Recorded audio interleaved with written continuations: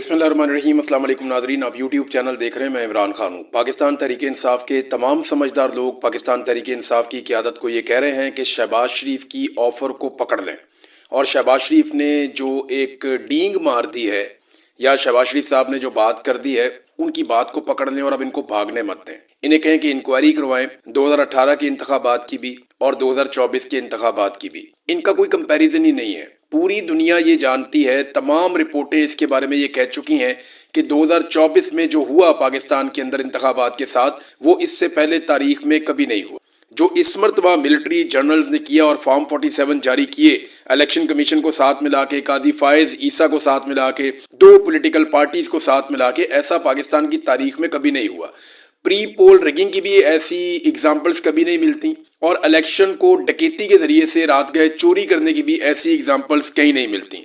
तो फौरी तौर पे बार बार प्रेस कॉन्फ्रेंस करें, पाकिस्तान तहरीक इंसाफ इसको असेंबली के फ्लोर पे कहे, हर जगह पे कहे, शहबाज शरीफ जहाँ नजर आए या उनके वुज़रा नजर आए, उन्हें कहे जी आप शफाफ तहकीकात करवाएं। आपने ये खुद ऑफर की है कि इलेक्शन दोनों खोल देते हैं, तो आइए इसको खोलिए और इसके ऊपर बात कीजिए, इसके ऊपर रोला डाल के रखें। क्योंकि शहबाज शरीफ ने एक रिकॉर्ड सीधा करने की कोशिश की है कि जनाब मैंने तो आपको ऑफर किया था कि आप तहकीकात करवा लें, लेकिन आप भाग गए। तो अब शहबाज शरीफ को आप भागने ना दें, बल्कि उन्हें आप कहें कि आइए और ये तहकीकात फौरी तौर पे गैर जानिबदाराना और शफाफ तहकीकात शुरू करवाएं। नाज़रीन, एक स्टेटमेंट जावेद हाशमी साहब ने दिया, क्योंकि मैंने एक दिन पहले ये ख्वाहिश का इजहार किया था कि मैं उनका इंतजार कर रहा हूँ कि वो कब स्टेटमेंट देते हैं। तो उन्होंने मारंग बलोच के हवाले से एक स्टेटमेंट दिया है। तो पहले मैं आपको स्टेटमेंट उनका पढ़ के जरूर सुनाऊंगा। उन्होंने कहा जी, मारंग बलोच को उम्र कैद की सजा हो जाना पाकिस्तान के साथ गद्दारी है, जैसे शेख मुजीब को अगरतला साजिश केस में सजा देना इस मुल्क के साथ गद्दारी थी। अयूब खान से लेकर आसिम मुनीर तक सब जर्नैलों ने पाकिस्तान में अलहदगी पसंदों को फरोग दिया है। गद्दार मारंग बलोच नहीं है, गद्दार तुम हो। एक आर्मी चीफ दुनिया के स्टेज पर हमारे मुल्क के वजीर आजम की आईनी हैसियत को सानवी कर रहा है, यानी वो आगे आगे जा रहा है और वजीर आजम पीछे पीछे जा रहा है। जो पहले ही गैर आईनी वजीर आजम है, यानी वजीर आजम तो पहले भी गैर आनी है, तो आर्मी चीफ उसको अब जो है उससे आगे आगे चल रहा है और उसकी हैसियत को सानवी कर रहा है। इसकी आईनी सजा आसिम मुनीर को ही भुगतनी पड़ेगी।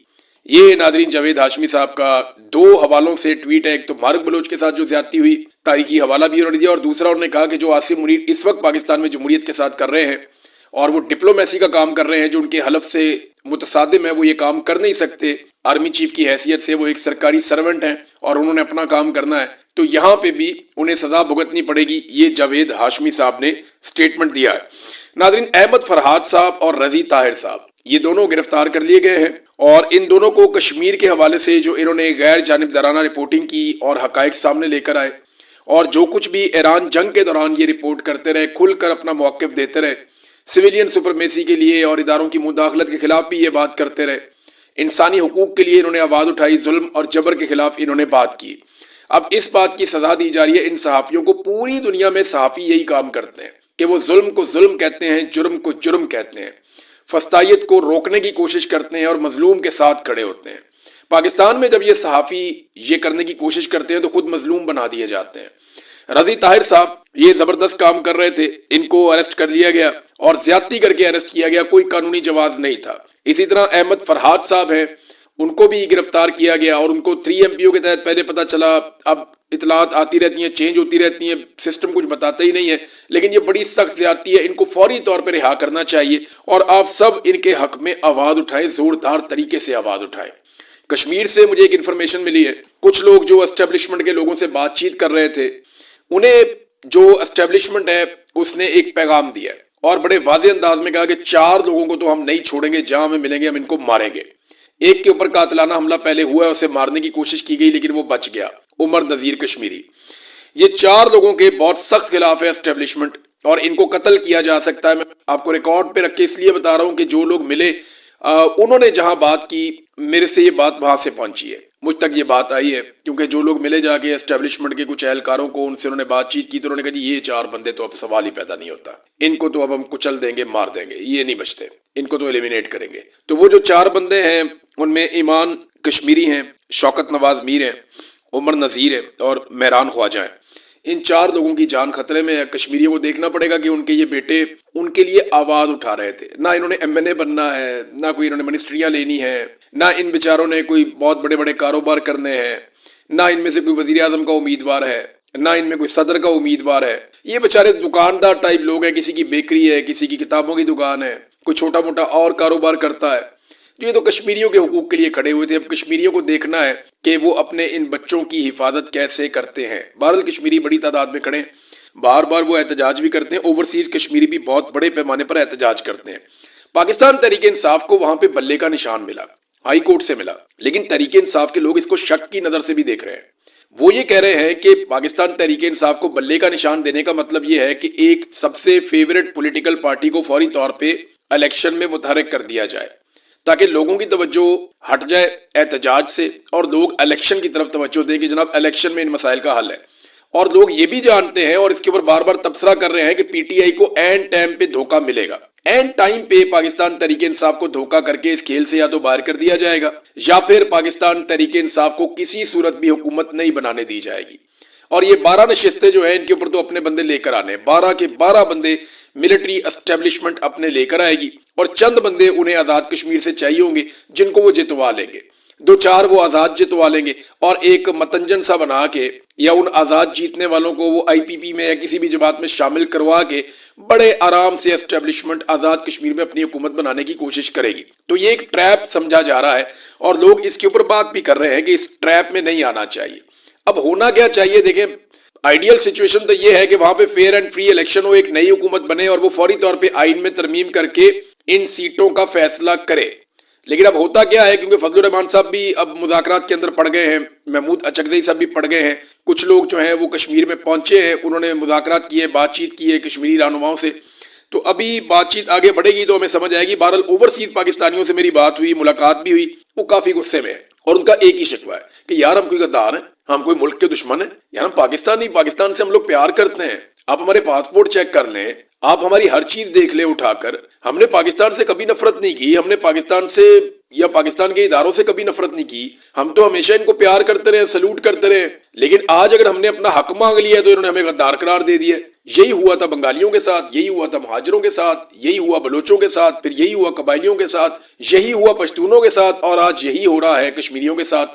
پنجاب میں بھی جو آواز اٹھاتا ہے اس کو غدار ڈکلیئر کر دیا جاتا ہے. یہاں پاکستان سے باہر بہت سارے لوگ بیٹھے ہیں، ان کو 100 سال کی سزائیں سنا دی پکڑ کے. وہ پاکستان میں تھے بھی نہیں، انہوں نے کوئی جرم بھی نہیں کیا، ان کو بھی سزائیں سنا دی گئی ہیں. تو پاکستان تحریک انصاف کو انتخابی نشان مل جانے کو بھی ایک دھوکے کے طور پہ دیکھا جا رہا ہے. لیکن ابھی آپ کچھ کہہ نہیں سکتے، ابھی بہت ساری چیزیں اگلے چند دنوں میں ہوں گی اور ان سے ہمیں آئیڈیا ہو جائے گا کہ صورتحال کس طرف جا رہی ہے. ایک اور ناظرین خبر ہے، عمران خان صاحب کی بہنوں سے ایک سوال پوچھوایا گیا کہ جناب دنیا بھر میں عاصم منیر کا شکریہ ادا کیا جا رہا ہے، پاکستان کا شکریہ، پاکستان کے ٹرینڈ چل رہے ہیں، تو آپ اس کے بارے میں کیا کہتی ہیں؟ تو عمران خان کی بہنوں نے کہا جی کہاں پہ ٹرینڈ چل رہے ہیں، کس چیز کا شکریہ ادا کریں؟ میں نے سارا سوشل میڈیا ٹویٹر دیکھا، ایک ٹویٹ شکریہ کی نہیں مجھے ملی. تو ان کا کس بات پہ شکریہ ادا کریں؟ اس بات پہ کریں جو انہوں نے کشمیر میں کیا ہے، اس بات کا شکریہ ادا کریں جو انہوں نے 26 نومبر کو قتل عام کیا. جو ظلم یہ عمران خان پر کر رہے ہیں ان کا کبھی کوئی شکریہ ادا نہیں کرے گا. لوگ بددعائیں دے رہے ہیں. ہم خواتین کے ساتھ یہاں اڈیالہ کے باہر ہوتا ہوا ظلم دیکھ رہے ہیں جو ہمارے ساتھ ہوتا ہے، پورے پاکستان نے دیکھا ہے. ہم اس بات پر شکریہ ادا کریں ان کا. اپنے محلے میں آپ عوام کی مار پیٹ کریں اور باہر جا کر صلح صفائی کروائیں، اس پر شکریہ کوئی نہیں کرتا. یہ عمران خان کی بہنوں نے ٹکا کر جواب دیا جب سوال ان سے پوچھا گیا. دیکھیں، قوم شکریہ تب ادا کرے گی جب قوم کو کچھ ملے گا. نمبر 1، سب سے پہلے قوم کو ان کا حق ملے کہ وہ جو فیصلہ کریں اس فیصلے کے مطابق ملک چلنا چاہیے. پہلا حق تو یہ ہے. دوسرا، جو لوگ ملک چلا رہے ہوں وہ اس نیت کے ساتھ چلائیں کہ قوم آگے بڑھے، ترقیاتی منصوبے لگیں، ترقیاتی بجٹ زیادہ ہو، لوگوں کی تنخواہوں میں اضافہ ہو، لوگوں کی آمدن بڑھے، مہنگائی کم ہو، غربت کم ہو، بے روزگاری کم ہو، باہر سے سرمایہ کاری. یہ ساری چیزیں آپ کریں گے تو لوگ آپ کا شکریہ بھی ادا کر سکتے ہیں. لیکن اس کے لیے آپ کو لیجٹیمیٹ گورنمنٹ ہونا چاہیے. اگر آپ کی حکومت ہی جعلی ہے تو آپ جتنے مرضی اچھے کام کریں، جیسے حسینہ واجد تھی، اس کی جعلی حکومت تھی، وہ بہت اچھے کام کرتی تھی، لوگوں نے اٹھا کے باہر پھینک دیا. تو لوگوں کو ایک تو حکومت لوگوں کی ہونی چاہیے کہ لوگوں کی بنائی ہوئی حکومت بیٹھی ہو اور پھر وہ لوگوں کی خدمت کرے، تو پھر ایک ریلیشن بنتا ہے لوگوں میں اور گورنمنٹ کے اندر. یہاں عاصم منیر صاحب نے 2023 میں تاجروں سے ایک ملاقات کی تھی جب یہ گلف ممالک کے وزٹ وغیرہ کر رہے تھے. تو اس وقت عاصم منیر صاحب نے کچھ دعوے کیے تھے. ایک فیلڈ مارشل، عاصم منیر اس وقت نہیں تھے فیلڈ مارشل، تو انہوں نے کہا تھا 1 سال کے اندر پاکستان کی اکانومی مکمل طور پہ درست ہو جائے گی اور پاکستان ترقی کی منازل طے کر جائے گا 1 سال کے اندر، اور 1 سال بعد ایک بالکل ڈیفرنٹ پاکستان ہوگا. یہ انہوں نے تاجروں سے باتیں کرتے ہوئے عاصم منیر صاحب نے کہا تھا. انہوں نے دعویٰ کیا کہ میں عرب ممالک سے ہو کر آیا ہوں, $100 ارب میں عرب ممالک سے لے کر آ رہا ہوں, $50 ارب سعودی عرب دے گا, اور اس میں سے $25 ارب اپنے قومی خزانے میں یعنی اپنے جو ریزروز ہیں ان کے اندر رکھے جائیں گے, اور یہ سارا پیسہ سرمایہ کاری کے طور پہ آئے گا, یہ قرضہ نہیں ہوگا, یہ پیسہ پاکستان میں استعمال ہوگا.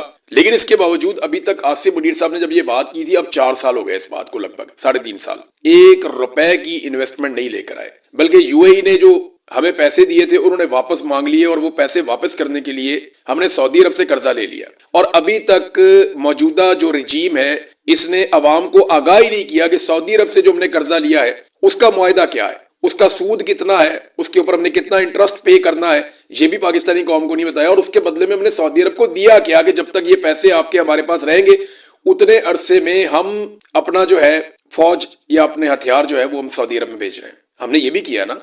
تو وہ معاہدہ کیا ہے؟ نہ دفاعی معاہدہ ہم نے دیکھا, نہ ہم نے وہ معاہدہ دیکھا جس میں پاکستان نے سعودی عرب سے قرضہ لیا ہے, وہ پیسہ لیا ہے, کس بنیاد پہ لیا ہے, کس طرح واپس کرنا ہے, اس کے اوپر کتنا سود پڑے گا, یہ ہمیں نہیں پتا, نہ ہمیں کوئی بتا رہا ہے. تو بیرونی دورے انہوں نے ریکارڈ لگا دیے, دورے کر کر کے تو جب امریکہ کو ضرورت پڑی تو امریکہ کے کام آتے آتے انہوں نے ایک اچھا کام کر دیا کہ اس خطے کے اندر جو ایک لڑائی چل رہی تھی اس میں صلح کے لیے اپنا کردار ادا کر دیا. تو یہ بڑی اچھی بات ہے, لیکن اس سے عام پاکستانی کو جو ملنا چاہیے تھا وہ تو نہیں ملا. ان دوروں کے نتیجے میں انویسٹمنٹ آنی چاہیے تھی. جتنے دورے انہوں نے آذربائیجان کے کرنے تھے, یعنی بے شمار دورے, پورے خاندان نے ٹبر سارا جاتا ہے مڑ آذربائیجان, اور مجھے پتا ہے کیوں جاتے ہیں. تو آذربائیجان کے انہوں نے اتنے دورے کیے, وہاں سے $2 ارب آنا تھا, ابھی تک نہیں ہے. کہاں ہے $2 ارب جو انہوں نے آذربائیجان سے لے کر آنا تھا؟ میرے خیال میں اتنا پیسہ تو انہوں نے وہاں جا کے خرچ کر دینا ہے جتنا پیسہ انہوں نے آذربائیجان سے لے کر آنا تھا. ناظرین, اب تھوڑا سا انٹرنیشنل نیوز کی طرف آپ کو لے کر جاؤں گا. میرے پاس ایک بہت بڑی خبر ہے آج. انٹرنیشنل یہ چل رہا ہے کہ ایران نے فوری طور پہ جو IAEA کو معائنہ کروانا تھا وہ ابھی نہیں کروا رہے, اور ڈونلڈ ٹرمپ نے کہا مجھے بھی کوئی جلدی نہیں ہے, یہ ٹائم آئے گا تو یہ چیزیں ہو جائیں گی. لیکن میزائل پروگرام کا کوئی تذکرہ موجود نہیں ہے اس معاہدے میں. یہ ایرانی صدر پاکستان آئے ہوئے, انہوں نے یہاں پہ کہا, اور شہباز شریف نے بھی اس کی تائید کی کہ ایران کا جو میزائل پروگرام ہے اس کا کہیں پہ کوئی تذکرہ نہیں ہے. اور ایرانی جو صدر ہے انہوں نے ایک بات کی, انہوں نے کہا جی ہمارا جو میزائل پروگرام ہے نا, اس پروگرام کی وجہ سے ہمیں یہ ساری کامیابی ملی ہے. یعنی ہمارے پاس اگر میزائل نہ ہوتے جو کہ ہم اپنے دفاع کے لیے بنائے ہیں تو اسرائیل اور امریکہ ایران کو اسی طرح تہس نہس کر دیتے جیسے انہوں نے غزہ کو تہس نہس کیا ہے, اور وہ بوڑھوں یا بچوں پر کسی پر رحم نہ کرتے. وہ انسانی حقوق کی بات کرتے ہیں, یہ ایک بہت بڑا جھوٹ ہے. اگر ہم اپنا دفاع نہ کر سکتے تو وہ یقیناً ہمارے ملک پر کوئی رحم نہ دکھاتے اور ہماری طاقت کو تباہ کر دیتے. اس لیے ہم کسی بھی صورت میں اپنی دفاعی صلاحیتوں پر کبھی کوئی مذاکرات نہیں کریں گے. تو شہباز شریف صاحب نے کہا بیلسٹک میزائل تو دنیا کے ملکوں کے پاس ہے, اگر ایران کے پاس بھی ہے تو اس سے کوئی پرابلم نہیں ہے, اور یہ معاہدے کا حصہ نہیں ہے. یہ ایران نے بڑا کیٹیگوریکلی, بڑا کلیئرلی اس نے کہہ دیا. ایک ناظرین خبر آئی ہے ایسی امریکہ سے کہ وہاں بھونچال مچا ہوا ہے اور ہڑباؤں مچی ہوئی ہے کہ یہ کیا خبر ہے. مسئلہ یہ ہوا ہے کہ امریکی طیارے کا ایک پائلٹ, آپ کو یاد ہوگا, وہ گر گیا تھا ایران میں, جس کو نکالنے کے لیے بہت بڑا آپریشن امریکن نے کیا تھا. اس کا طیارہ گرا تو اس نے ایجیکٹ کیا اپنے آپ کو, اور وہ ایران کی سرزمین پہ اتر گیا. اس نے یہ بتایا کہ جب میں اپنے طیارے سے باہر نکل رہا تھا تو میں نے ایرانی ڈرونز کے ایک غول کو دیکھا جو ایک ساتھ مل کر جیلی فش کی طرح مشابت رکھتے ہوئے فارمیشن میں حرکت کرنے کا مطلب یہ کہ ہر ڈرون دوسرے ڈرون کے ساتھ کنیکٹڈ تھا. یعنی انہوں نے ہوا میں جو شکل بنائی ہوئی تھی وہ ایک موومنٹ کر رہے تھے اور وہ سینکونائز تھے ایک دوسرے کے ساتھ. ان سب ڈرونز کی جو حرکت تھی وہ ایک دوسرے کے ساتھ کنیکٹڈ تھے, ایک دوسرے کے ساتھ فارمیشن میں حرکت کر رہے تھے. فارمیشن یہ کہتے ہیں جیسے فوج چلتی ہے نا, تو انہیں پتا ہے فارمیشن کیا ہونی چاہیے. کبھی آپ نے دیکھا ہوگا اسٹیڈیم کے اندر تو لوگ بہت ساری شکلیں بناتے ہیں, یعنی نیچے پریڈ کر رہے ہوتے ہیں, اچانک سے ڈی لکھا جاتا ہے, اچانک سے ایف لکھا جاتا ہے, اچانک سے کوئی نام لکھ دیتے ہیں, کوئی پرچم بنا دیتے ہیں, کوئی پھول بنا دیتے ہیں. وہ اس طرح کے مظاہرے کرتے ہیں نا گراؤنڈ کے اندر جب آپ دیکھتے ہیں اسٹیڈیم میں. یہ اسی طرح ڈرون فارمیشن کے اندر جا رہے تھے. اب ایران میں اگر یہ صلاحیت ہے تو امریکی انٹیلیجنس جو ہے اس کے اندر ایک نئی بحث چھڑ گئی ہے کہ اگر ایران یہ کر سکتا ہے اور اس نامعلوم ڈرون صلاحیت کو وہ حاصل کر چکا ہے تو پھر بہت بڑی مصیبت بن جائے گی. وہ اس بات کی تحقیقات کر رہے ہیں کہ یا تو یہ پائلٹ کی کوئی غلط فہمی ہے, وہ زخمی تھا اور وہ نہیں سمجھ پایا, اور اگر وہ درست سمجھ پایا اور اس نے وہی چیز دیکھی ہے جو وہ بتا رہا ہے تو اس کا مطلب یہ ہے کہ بہت جدید مشین ایران تیار کر چکا ہے جو مستقبل میں بہت مشکل سے کوئی کنٹرول کر پائے گا کہ ایک فارمیشن کے اندر ڈرونز حرکت کر رہے ہیں. چائنا کے پاس اس قسم کی ٹیکنالوجی ہے, وہ ڈرونز کے ساتھ کچھ آج کل فضائی شوز وغیرہ بھی کرتے ہیں، اس طرح کی چیزیں کرتے ہیں، لیکن وہ چھوٹے ڈرونز ہوتے ہیں. یہ جو خودکش ڈرونز ہیں اگر وہ اس طرح موو کر رہے ہیں تو یہ ایک بڑی مصیبت بن جائے گی. ناظرین، دنیا کا سب سے طاقتور کمپیوٹر، اسے سپر کمپیوٹر کہتے ہیں. یہ کتنا طاقتور ہے میں آپ کو تھوڑا سا بتا دیتا ہوں، اور میں آپ کو یہ بتاتا ہوں کہ یہ کمپیوٹر چائنا نے بنا لیا ہے. دنیا کا جو اس سے پہلے سب سے طاقتور کمپیوٹر تھا وہ امریکہ کے پاس تھا. امریکہ کے پاس ہمیشہ سے دنیا کا سب سے طاقتور کمپیوٹر تھا، اور چائنا نے اس سے پہلے 2017 میں ایک سپر کمپیوٹر بنایا تھا، لیکن چائنا نے اس میں بہت سارا سامان چائنا کے باہر سے منگا کے لگایا ہوا تھا. آج جو چائنا نے اپنا سپر کمپیوٹر بنایا ہے وہ سارا کا سارا کمپیوٹر چائنا نے اپنے ملک میں تیار کیا ہے. تو وہ خود کفیل ہو گیا مکمل طور پہ، اور اس نے دنیا کا سب سے کامیاب اور سب سے تیز اور نمبر 1 سپر کمپیوٹر بنا دیا ہے. دنیا میں 500 جو ٹاپ کے سپر کمپیوٹر ہیں ان میں اب امریکہ دوسرے نمبر پہ چلا گیا. امریکہ کا جو سپر کمپیوٹر ہے اس کی جو رفتار ہے وہ ہے جناب 1.8 ایگزا فلوپس. یہ ایگزا فلوپس کیا ہے یہ میں آپ کو بھی بتاتا ہوں. یہ اس کی رفتار ہے امریکن کمپیوٹر کی، جس کا نام ہے ایل کیپٹن. 1.8 اس کی رفتار تھی. اور اب جو چین نے نیا سپر کمپیوٹر بنایا ہے اس کا نام ہے لائن شائن. اس کی جو رفتار ہے وہ 2.2 ہے، یعنی 1.8 سے زیادہ 2.2 اس کی رفتار ہے. 1.8 exa flops America, 2.2 exa flops China, لائن شائن. ایگزا فلوپس کیا ہے؟ یہ ایک یونٹ ہے، اور یہ اتنا بڑا یونٹ ہے کہ آپ حیران ہو جائیں گے کہ ایک ایگزا فلوپس اتنا طاقتور ہوتا ہے، اور اس میں کمپیوٹر کی اتنی رفتار ہوتی ہے کہ 1 ارب کو 1 ارب سے ملٹی پلائی کریں، یعنی 1 ارب کو 1 ارب سے ملٹی پلائی کریں، یا آپ 1 کے آگے 18 صفر لگا دیں تو وہ جتنا حساب کتاب بنتا ہے نا وہ یہ کمپیوٹر 1 سیکنڈ میں کر لیتا ہے. یعنی اتنے ڈیٹا کو یہ کمپیوٹر 1 سیکنڈ میں کنگال لیتا ہے. پوری دنیا کا جتنا ریکارڈ آج تک کمپیوٹرز کے اندر گیا ہے نا، یہ سپر کمپیوٹر چند سیکنڈز کے اندر اس کا معائنہ کر لیتا ہے. یہ اتنا تیز کمپیوٹر ہے کہ دنیا میں آنے والے وقت میں کیا ہونے لگا یہ بہترین انالیسس کرتا ہے. نئے کمپیوٹرز کس طرح بننے چاہیے، کون سی چپس لگنی چاہیے، کون سی دھاتیں استعمال ہونی چاہیے، یہ اس کا انالیسس بھی منٹوں میں کر کے بتا دیتا ہے. نئے آرٹیفیشل انٹیلیجنس کے ٹولز کیسے بننے چاہیے اور ان کو کس طریقے سے کام کرنا چاہیے یہ بھی بتا دیتا ہے. موسمی حالات کا کئی سالوں کا، دہائیوں کا ڈیٹا نکال کر یہ سامنے رکھ دیتا ہے کہ طوفان کب آئیں گے، زلزلے کب آئیں گے. یہ سائنسی تحقیقات کے اندر ٹاپ کلاس کام کرتا ہے. اور امریکہ نے تو اپنا جو ایٹامک سارا سسٹم ہے وہ سپر کمپیوٹر کے ساتھ جوڑا ہوا ہے.